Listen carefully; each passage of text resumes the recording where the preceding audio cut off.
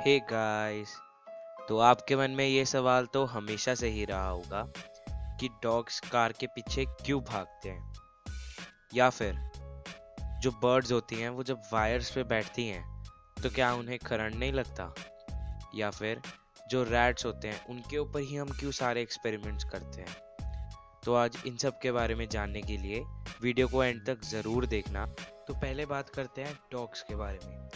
तो dogs car के पीछे इसलिए भागते हैं क्योंकि जब डॉग्स खतरे में होते हैं तो वो हाई फ्रीक्वेंसी साउंड, जिसे अल्ट्रासाउंड बोलते हैं, उसे निकालते हैं। और जब कार के इंजन चलते हैं तो वो भी अल्ट्रासाउंड निकालते हैं।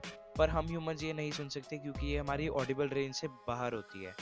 पर डॉग्स की ऑडिबल रेंज 50,000 हर्ट्ज तक होती है, इसलिए उन्हें अल्ट्रासाउंड सुनती है। और जब उन्हें कार की ये अल्ट्रासाउंड सुनती है तो वो कार के पीछे भागने लग जाते हैं। उन्हें लगता है कार के अंदर कोई डॉग है जो फंसा हुआ है और उसे उन्हें बचाना चाहिए। तो अब बात करते हैं बर्ड्स की। तो बर्ड्स जब भी वायर्स पे बैठती हैं हमेशा एक ही वायर पे बैठती हैं, या तो लाइव वायर या तो न्यूट्रल वायर। वो कभी भी दोनों वायर्स पे नहीं बैठती हैं, जिनके कारण सर्किट नहीं कंप्लीट हो पाता है। अगर वो दोनों वायर्स पे बैठेंगी तो सर्किट कंप्लीट हो जाएगा और उन्हें शॉक लग जाएगा।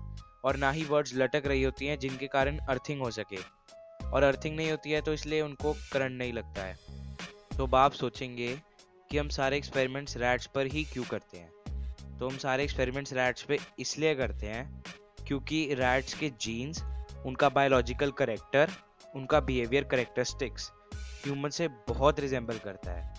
और रैट्स को तो कई डिजीजेज होती हैं जो हम ह्यूमन को भी होती हैं, इसलिए हम सारे एक्सपेरिमेंट्स रैट्स पे करते हैं। So like the video, share and subscribe.